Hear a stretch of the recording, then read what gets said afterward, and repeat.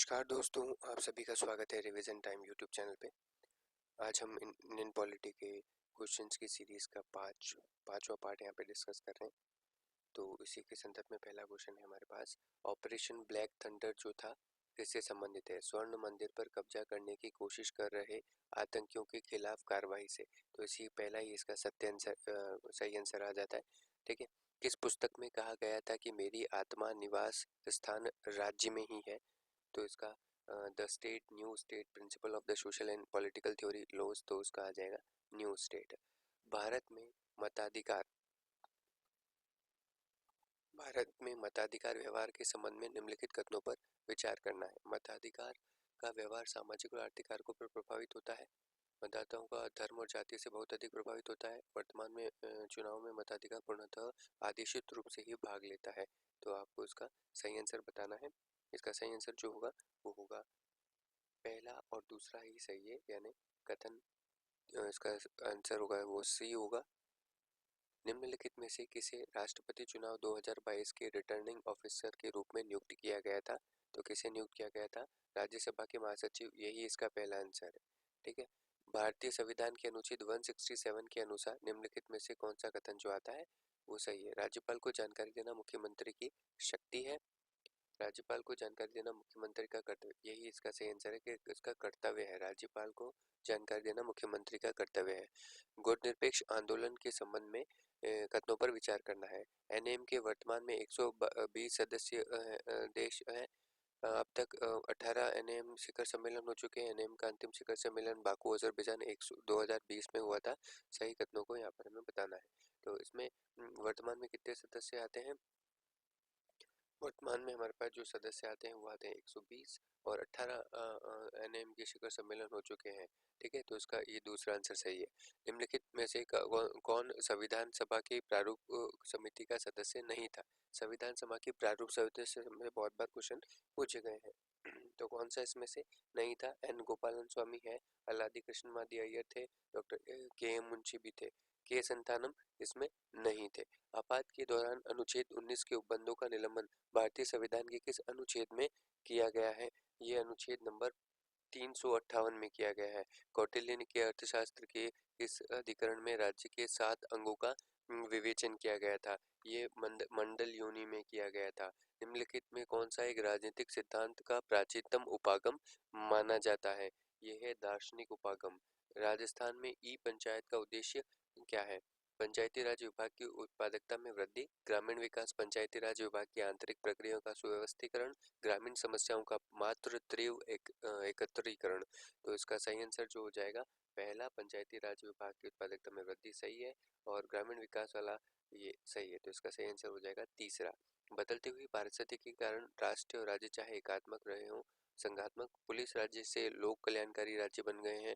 देश की आर्थिक खुशहाली का अंतिम उत्तरदायित्व केंद्र सरकार का हो गया है। ये कथन किसके द्वारा कथित है? ये कथन भीमराव अंबेडकर, जवाहरलाल नेहरू, टीटी कृष्णमाचारी और राजेंद्र प्रसाद, तो ये टीटी कृष्णमाचारी के द्वारा कथित है। पुस्तक का नाम है और लेखक है, आपको बताना है कि ये सही सुमेलित करना है। तो इसका पहला हो जाएगा कि द प्रोसेस ऑफ गवर्नमेंट, ये आर्थर बेंटले ने कहा था। द गवर्नमेंट प्रोसेस, ये पुस्तक जो आती है वो किसकी है? ट्रूमैन की। हु गवर्नेंस, ये पुस्तक जो आती है रॉबर्ट डाहल की। और the nature of the politics, ये पुस्तक जो आती है JDB मिलर की। इसी के साथ क्वेश्चन का आंसर होता है चौथा।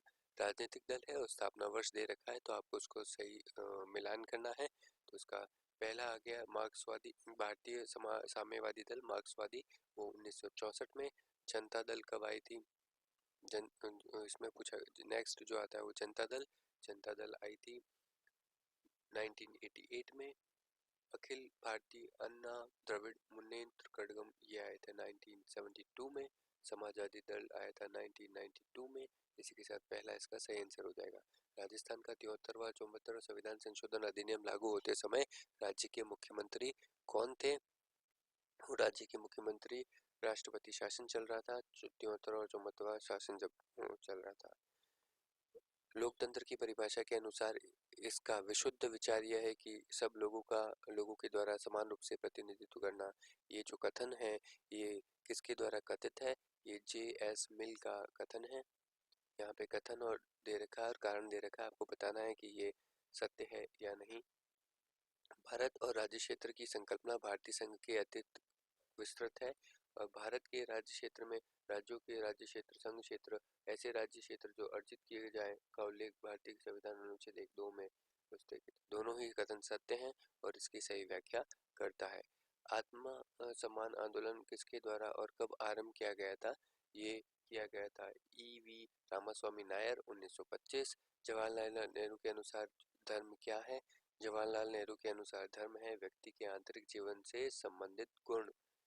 निम्नलिखित में से कथनों पर सावधानी पूर्वक पढ़ना है। अनुच्छेद 329 निकाय मामलों में न्यायालयों के हस्तक्षेप से अड़चन से संबंधित है और 44 से संविधान संशोधन द्वारा अनुच्छेद 329 को निरस्त कर दिया गया है। दोनों ही कथन जो आते हैं वो सही है। संयुक्त राज्य अमेरिका के संघीय न्यायपालिका में न्यायाधीशों की नियुक्ति की प्रक्रिया राष्ट्रपति द्वारा मनोनीत और प्रतिनिधित्व द्वारा पुष्टि और कॉलेजियम व्यवस्था के माध्यम से सीनेट द्वारा राष्ट्रपति द्वारा मनोनीत सीनेट की द्वारा पुष्टि। तो तीसरा सही है। अरस्तू के संदर्भ में शब्दावली यहाँ पे सिद्धांत पर विचार करना है। तो कौन कौन सी उनके द्वारा गठित शब्दावली? तो इसके जो आएगा फॉर्म ऑफ